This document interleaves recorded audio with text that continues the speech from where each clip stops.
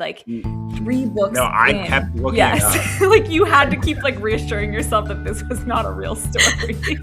Yeah, I did it. I mean, I did it like 4 times. Yeah, but I'm really happy you called me, Phil, for 2 reasons. One is we started this podcast to talk more, so I just love that you like it was like a random time, like cold call. Yeah, it was just to tell me that and then to get off the phone. And I was like, this is great. This is what the podcast is for. Let's go beyond the first page. Let's go beyond the first page.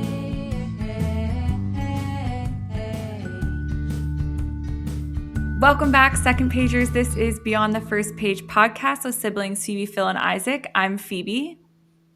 I'm Phil. I'm Isaac. And today we are hosting Club Meeting 55, and we have a special guest, Tyler Franklin. She is a librarian at Belle Isle Library. Tyler, thank you so much for talking with us today. Thank you for having me. I'm excited to be here.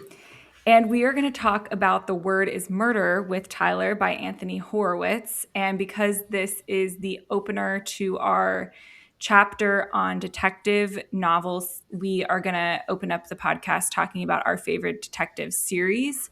And if you've been listening to the podcast for long enough, you probably know some of our favorite series because Isaac talks about the Bosch series all the time, which I don't want to steal your thunder, Isaac.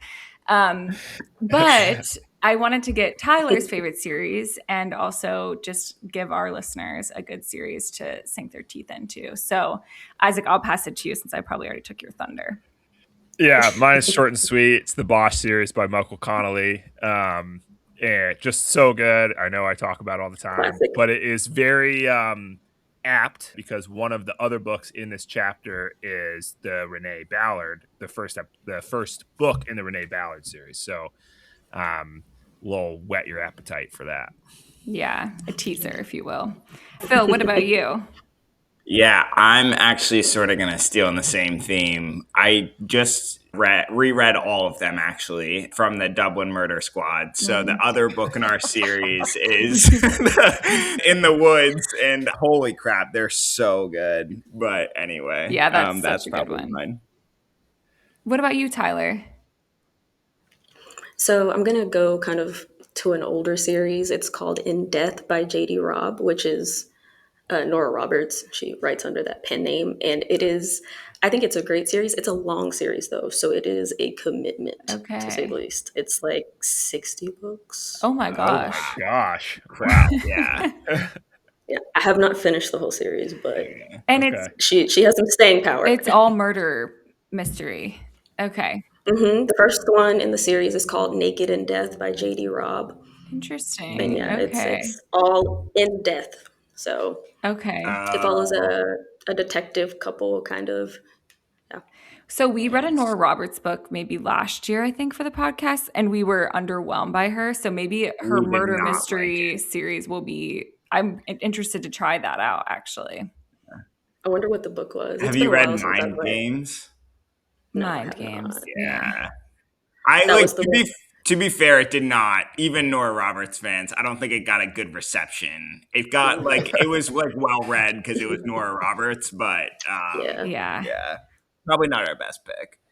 It's been a while since I've read Nora Roberts, so I'm very interested to look that book up and see what the reviews What are people saying. are saying. Yeah. Yeah. Mhm. The first That's page. incredible. 60 books, though. So I didn't realize she had that much out there.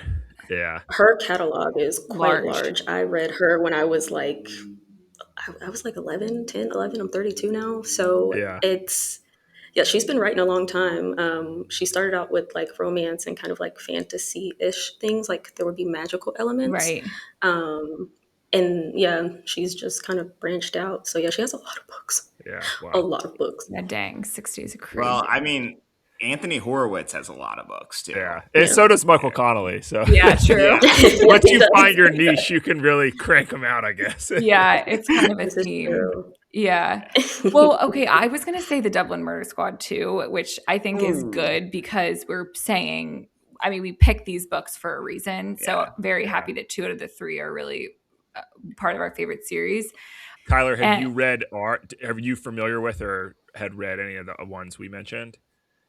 Because we obviously hadn't No, heard of I yours, but actually have a ton of French, the Dublin oh, murders. I okay, actually have that on my to be read list, so it's a good nice. that's one. actually next on my list. Yeah. I will say it's also, we all use Libby and you're a librarian, so I'm guessing you probably use Libby. If you're like waiting for the first one, like they have nothing to do with each other. So it's just like the That's great. same characters, so you can read them completely out of order. See, I love that. Yeah. Yeah. Which is kind of cool. Awesome. Cool. Well, with that tidbit, Isaac, will you tell us about the word is murder in 15 seconds? Yeah, so this is a murder mystery book, obviously, and it's by Anthony Horowitz. And the kind of quirky element to this book is that Anthony Horowitz himself is also a character in this book. And he is following around this fictional detective who's kind of a consultant for the London police to solve this murder. And the book starts out with a woman going to a funeral home and planning her own funeral and then immediately being killed. And then her son subsequently dies at her funeral as well. So Anthony Horowitz and his partner, Daniel Hawthorne, the cop, are solving these murders together. Yeah. And at the end, I mean, so we like, just disclaimer, our listeners know this, but this is a book club, so we're going to talk about the ending, obviously. So there will be spoilers, especially for a detective series. So at the end, Anthony Horowitz thinks he is going to go talk to the undertaker, the guy who owns the funeral home, and that turns out to be the murderer. And I don't think he really actually even knew that, but his partner Hawthorne did know, and so he's able to swoop in and kind of save him at the end. Yeah. Which I think he's on to something. Like he's on to this guy knows more than he is letting knows on. because he sees him in the photo. Right. But Yeah. he doesn't like complete the picture. He's just like, oh, this is a suspicious character now. Like he knows more than he's saying. Right. And then he gets Yeah. stabbed. And I think for any, murder mystery book, like people are reading this for the twist, for the suspense and for the twist. And kind of like we talk about the plot, characters, writing. This is definitely part of the plot, I would say, is like, did you guys see that coming? I feel like that's always like the obvious question to start with. Like, Right. did you see this panning out the way it did? And I can say I did not. I was, completely. No, I did not either. No, I didn't. And I think I wanted to bring up, not to just start bashing this book right off the bat, but I think one of the reasons you don't is because you don't really get a good glimpse into the detective's mind because True. they have such a bad relationship. And so you're just kind of along for the ride with Anthony Horowitz, and Hawthorne is telling him nothing. So I think it would be, I would have been shocked if anyone reading this book would have known, because you're getting so few glimpses into like the way that the detective's mind is working. But you're getting all the facts. Like that's After why he does it though, like no, during. You saw everything that he sees. Like that's what's like, if you go and look at all of the hints that Hawthorne uses, you have it's very access Sherlock to Holmes. every single one of them. So yeah, and that's why. So I agree, Phoebe. You see nothing in his mind. And that's why I really thought that this one was exceptional, because I think every other Sherlock Holmes, like modern retelling, is Sherlock is like the main character. And if you read the original Sherlock Holmes, like it's Watson just like pissing about, and then Sherlock comes in like halfway and solves the murder, but he's like this eccentric guy that's like snorting cocaine, solving the murder, doesn't know what and it's like he's not this personable character, whereas like this is exactly the modern analog of that. I think a lot of modern retellings have Sherlock at the center and you're seeing him do all of it. That's like not the OG Sherlock Holmes. And I thought that was really very cool, actually.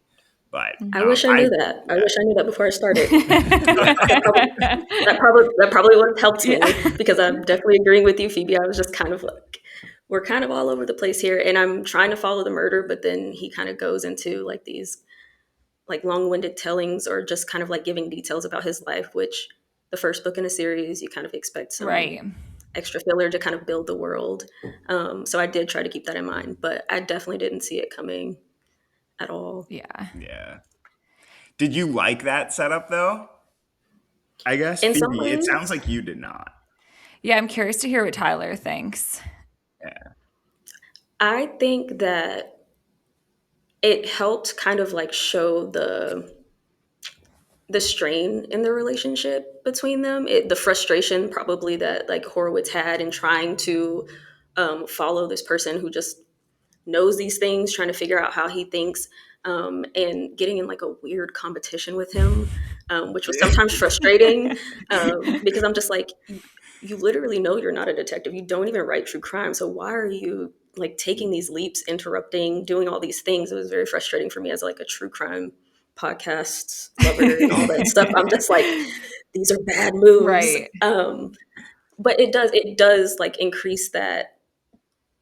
It just really shows you like that weird tension that they have and how they don't get along, and some of the reasons why. But at the end, I was very frustrated whenever he went off by himself, because he just like, oh, I have something. It was more, I have something on Hawthorne, Yes. than like really thinking about the fact that we're like trying to solve people's murders Yeah, like right you now. could It's be kind of important. meeting a dangerous person. This isn't about being Yeah. right. Yeah. I thought he was unlikable, which is kind of, I don't want to put words in your mouth, Tyler, but I felt like he was a bit unlikable for you too, maybe. Or like, Oh, I think they both were. yeah, that's true. They Yeah. were. Really, there wasn't a likable character. Yeah. The cat maybe or something. I don't know.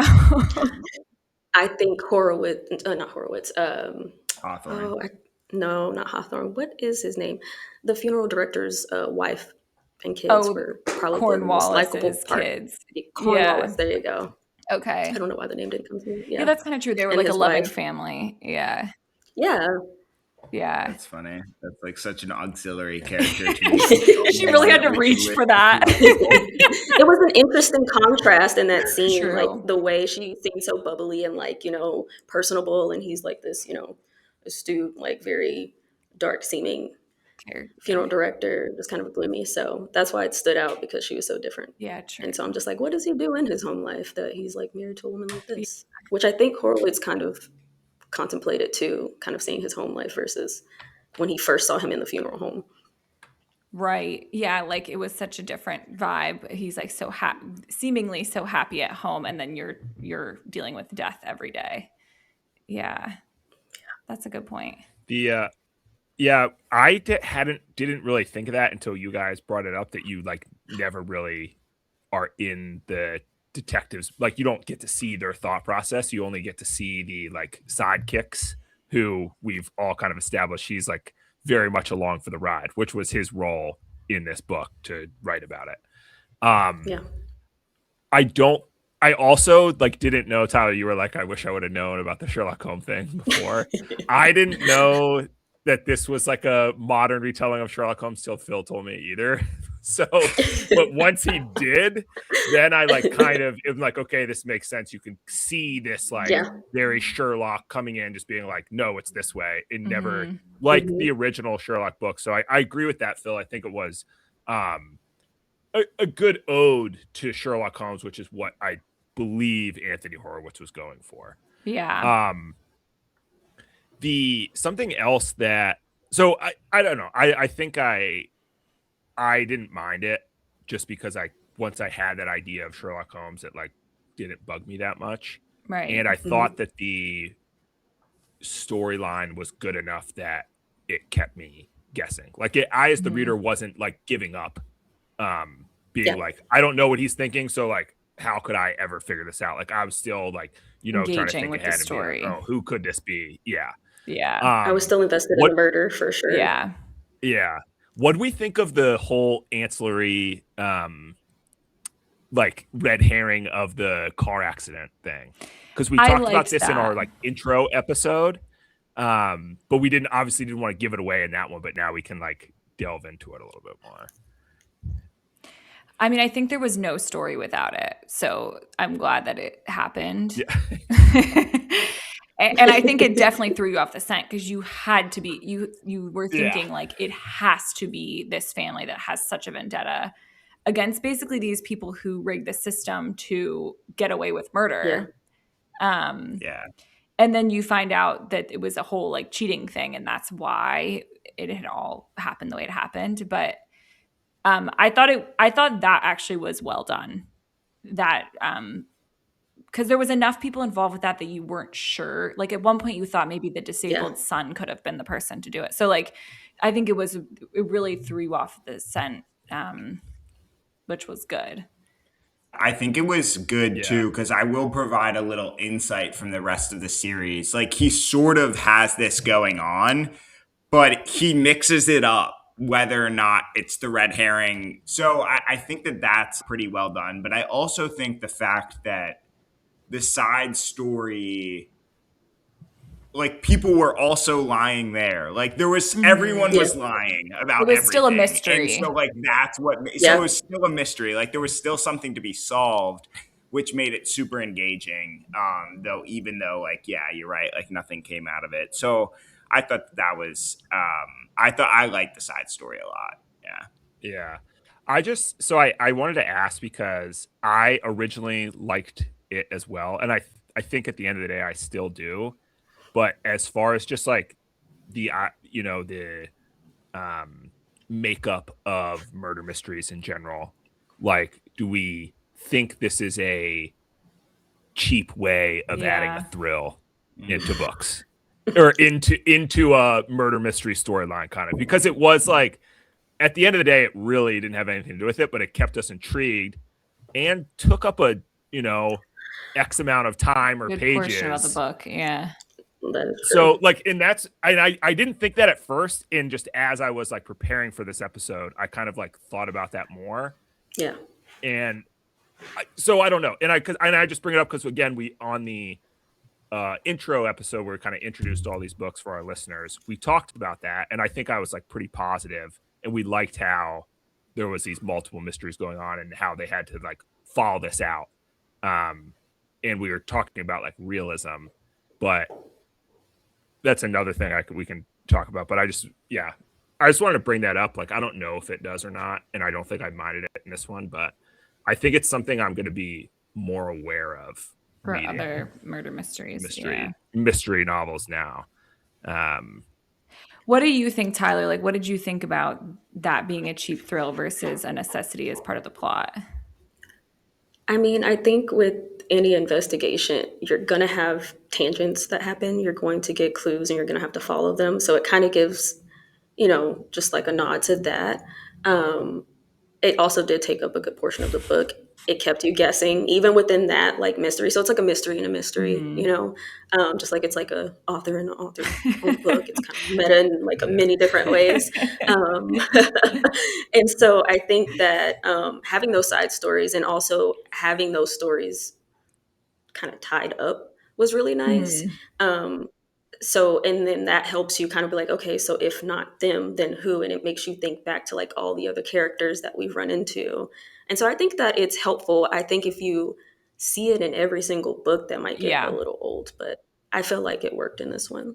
Yeah, I was going to say the exact same thing. I think if it's not overdone, it's essential. And I think like you were saying, Isaac, I think it's less realistic because a lot of times in real life mysteries, like the main suspect is probably the person who did it. So that's kind of like this person being like a very offshoot, I think is less realistic. But I think for the sake of a book, you have to have that kind of drama. I just think as long as it's not overdone. But to be fair to Horowitz, I mean, Hawthorne is an ex-cop, so he is not actually on the police force. And he is only brought in when the cops have no idea what they're doing. So, like, you're right, Phoebe. Like, usually it's the boyfriend who came home to the spouse cheating. Like, usually it's that guy. The cop does not bring in Hawthorne when it's that guy. He brings him in for the quote-unquote stickers. Right. So I think that, like, really interviewing this wide panoply of people, like, makes way more sense in that scenario. But, yeah, I mean, I think I think he's thought of that as well, and he builds that little element into the narrative, which I do like. I think the biggest argument for us to have this as like a top, so we basically said like top 3 detective novels that we've read, and that's what we're reading. I think that, and I'm trying to be gracious this book because it was not my personal favorite, but I think that the thing that I think that the big sticker for all of us probably is the fact that he wrote himself into the book. And to the point where I can't remember if it was Isaac, you or Phil that said like 3 books No, I in. kept looking yes. it up. Like you had to keep like reassuring yourself that this was not a real story.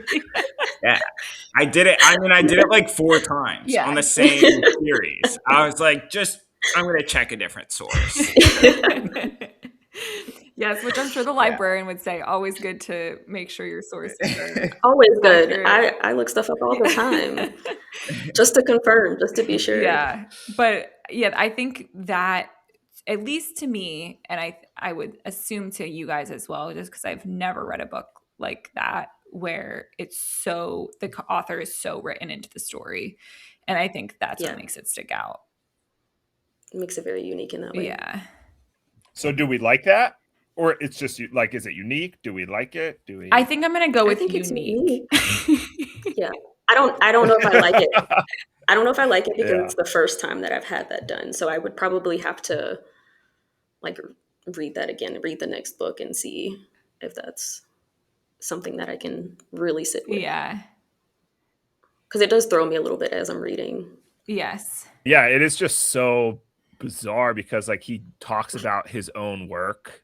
I read all the Alex Rider books and he's like talking about the Alex Rider. This is just, very, one of you guys said it like very meta, but. Yeah. So Phoebe and I talked about this, and Phoebe was like, this author, he is so unlikable. And I was like, he's so likable. But I don't actually think, and I called Phoebe about this when I was like halfway through the 3rd book. I was like, I don't think that he is likable. I think he is writing in all the faults that he sees in himself and like exaggerating them into this narrator. And so the real Anthony Horowitz is more likable because he's like more humble. And that's like what I think I was actually getting. He's so self-aware of all of these like, oh, I want to get paid more. Like, I want to get like more of the split. I want to solve the novel before Hawthorne. Like, oh, they don't appreciate me as much of the writing. Because he says so many times in the future where he's just like, and I did all of the work writing this book. He's just like obviously he realizes he didn't solve anything. But I'm really happy you called me, Phil, for 2 reasons. One is we started this podcast to talk more. So I just love that you like it was like a random time, like cold call. Yeah, it was just to tell me that and then to get off the phone. And I was like, this is great. This is what the podcast is for. Yeah. But That's good. It's really nice. But I also like it because I agree with you and it makes him more likable to me when you bring that up. The fact that the author is aware of maybe some annoying tendencies that he has and he decides to still include them in the character that he's writing, I think makes it a lot more believable of a story, and then you as the reader are buying in more. So that's a super meta point, I think. But it's like back and forth. But it's a good point, and I think it helps me with this author and this book more for sure. And I read The House of Silk, which was actually commission's maybe not the right word, but he's been commissioned both by the Sir Arthur Conan Doyle estate. So they like endorsed his writing of Sherlock Holmes. So that's one's an actual Sherlock Holmes, like is a character. And then also has been endorsed by the Sir Ian Fleming estate to write a modern Bond, which he does bring up in the later ones in this book about how hard that is because Bond is sort of a problematic person. Yeah, right. Yeah, I kind of wonder too, like, Tyler, if you're trying to get people, maybe more so adults, back into reading, like, is that a genre you would recommend to people because it is so easy to read? Or do you see that a lot, like, with people checking out books? So I do know that cozy mysteries tend to be quite Yeah. popular. We are currently, I run the book club here at Belle Isle. And so our next book is called Death on Deck, and it's by a cozy mystery author from Oklahoma. Oh, And she's going to be here for an author talk. that's And cool. people are really excited to read a cozy mystery. So I feel like that genre is like a good one to like kind of segue into mystery and thriller, Yeah, because that's what I used to read myself.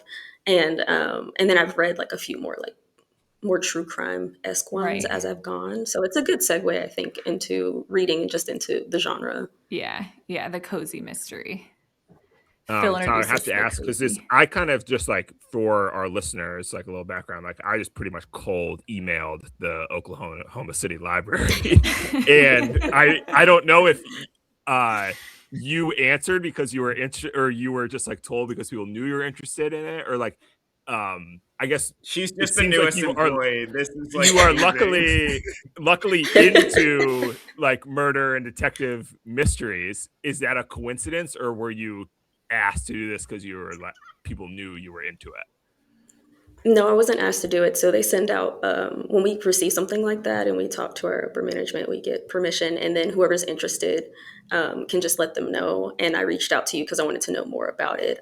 We Oh, have a okay. podcast here at Yeah. Oh, Metro. cool. Um, Yeah, it's the Metro Library podcast, and I've been on it a few times. My coworker Sheldon Beach, he's the one that runs it, um, and so I was like, oh well, I'm comfortable with being on a podcast, and I run the book club here, so I was like, I'd like to know more about it. I have not read Horowitz before, and so I've been in kind of like a reading rut, and so I was like, this might be a good way to get me into, especially like when there's a deadline. Yes. Just Yeah. like knowing what to read. So it's very helpful. Yeah, the book And it's like club. the one time, yeah, the one time, that I can really power through. So yeah, it was nice. But no, I Okay. just reached out on my Cool. own and then got permission. Yeah. Okay. That's awesome. Well, it worked out. Yeah. I'll Yeah. definitely have to, being a proud member of the Metro Library, I have to check out your book. Is it just Belle Isle, or it's across the whole? Um, I usually So use the downtown are you library talking mostly. about the podcast or the Like book your club? book club, the book club that you do. So the book club I do is just Belle Isle. There are other Yeah. book clubs throughout our system, and they're usually branch specific, Oh, just cool. because usually they're in person or sometimes they're virtual. It really just depends. I had a virtual one at one point. We do Yeah. trial and error basically to see what our community needs. Mhm. So there's several, but mine is in person. And it's a pretty well established group that I inherited. And so we venture out onto a lot of different topics. Okay. Cool. Cool. What's your like rec from your last years? Like if you had to give 3 books that you guys read last year. Ooh, 3 books that we read last year. In 2025. So I really like the ones that make my group kind of like get out of their comfort zone and think. And so they're very used to kind of like historical fiction or like nonfiction books. But for Hispanic Heritage Month, I had them read a Gothic horror, and it's called Mexican Gothic by Sylvia Moreno Garcia. Mhm. Um, and it was very interesting to kind of get their feedback because we do a round robin style of, if we finished it, how do we like the writing? And then we kind of open up to discussion. And they are a lively bunch. I love it a lot. So it's very interesting to hear their thoughts on kind of like the magical realism that comes up a lot in Latinx literature Mhm. and stuff because they're not used to that. But they have like things like Beautiful Creatures, which also has magical realism. So Mhm. I thought that was fun. In terms of nonfiction, because that and historical fiction tend to be our Most bigger popular. ones that we read. Very, very popular. I would have to say we read Juneteenth by Ralph Ellison. That was a lit fic, and I feel like people really like that, Mm. especially when they learned more about that being a book that he didn't actually get to complete himself. And it was based in Oklahoma, which is why we chose that one. Sometimes I try to poll my members, see what they want, and so they like the ones that are based in Oklahoma. And then in February, we actually read 2 books. One was Nation Must Awake, and then the other one was Don't Let Them Bury My Story, and they were both about the Tulsa Race Massacre. Oh, And interesting. but it was from the survivor's point of view, and so the first one is actually like the closest account, like in time, to like the event. So it was this woman who basically did journalism and like had these stories not long after, and she recorded them. And so we kind of read both of those because they're both very short. They're both like 150 pages each. Hmm. And then the second one was a survivor, and I think she just recently passed last year or the year before. And she had somebody write her story out too, and so they really really enjoyed that one as well. Oh, Yeah, that's that's actually interesting. super helpful because we struggle with good Nonfiction. both historical fiction and nonfiction. Yeah. Yeah, we both of our picks have been like either one of us has not liked it strongly or all of us have not liked it strongly. Yeah, it's hard. What So have you read? these sound much The one we better. read that Yeah. Phil's probably thinking of is Van Gogh, The Life. It was all about Vincent Van Gogh, but it was like But 60 even all hours. of them, Like it was so Van Gogh, long. The Life was bad. Dead Wake was bad. You didn't like The Wager, Phoebe. Like Yeah, we we haven't had a struggle. hit in nonfiction. Yeah. Yeah, It's funny that you say, yeah, Tyler, that your club gravitates towards nonfiction. That's interesting. Like it's just different, the crowd. Historical fiction and nonfiction. Yeah. Yeah, Yeah, that's really yeah, interesting.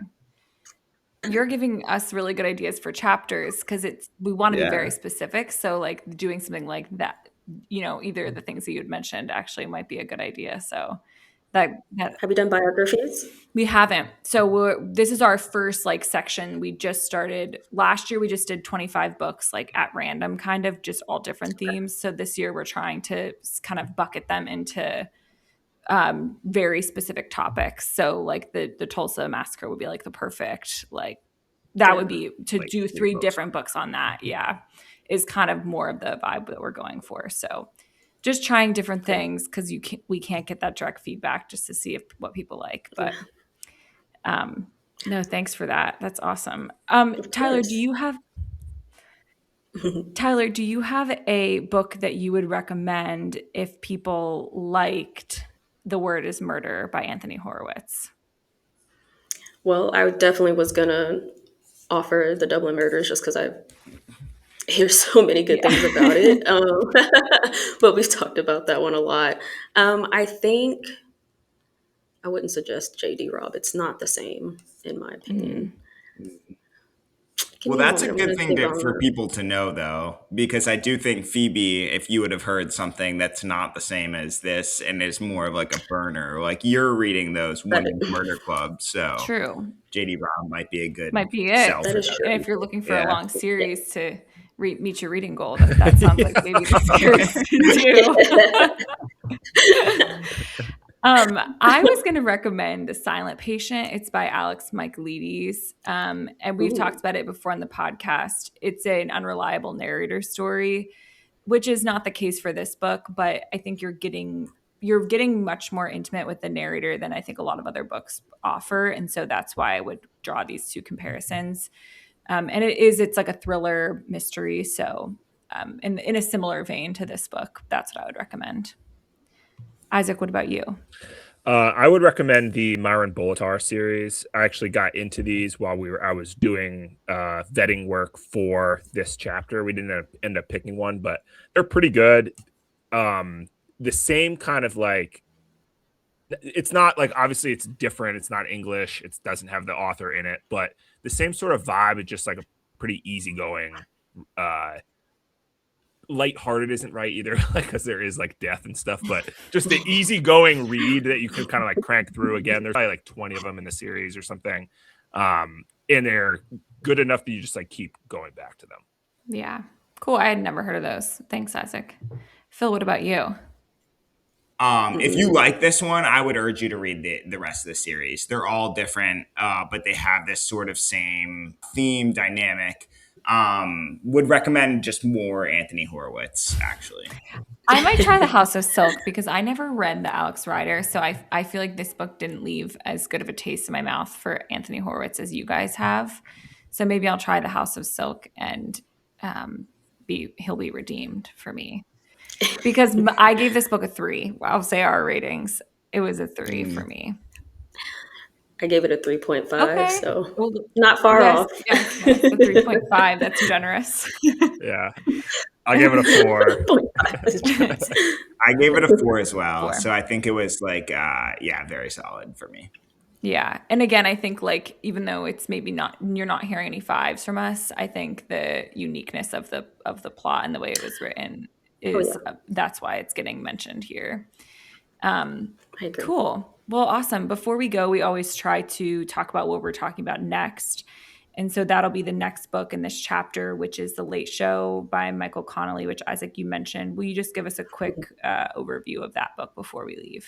Yeah, so The Late Show is the first book in the Renee Ballard series. It's in the same universe as Harry Bosch, and she is a homicide detective in LA, and she's investigating 2 crimes that sort of happen back to back. A transgender woman is murdered, and then there's a multiple shootings in an LA nightclub, and she's kind of investigating both of these in tandem. And you just sort of see how she works and get to know her a little bit as the book goes on. Yeah. Yeah, Renee Ballard's a badass, and I love this series. So that's something I would recommend to you, Tyler, if you haven't. I was going to say, I might have to give that one a go. It sounds good. It's really good. I have not. Yeah. Well, we always sign off by saying to call someone that you love, tell them that you love them, tell them about a good book that you've recently read. Hopefully it's a detective novel. And until we talk again, stay classy, second pagers. And Tyler, thank you so much for your time, for your thoughts, and for your good tidbits about the library system. Yes, thank you. We'll see you guys. Thank you so much. Yeah, thank you, Tyler. See you guys.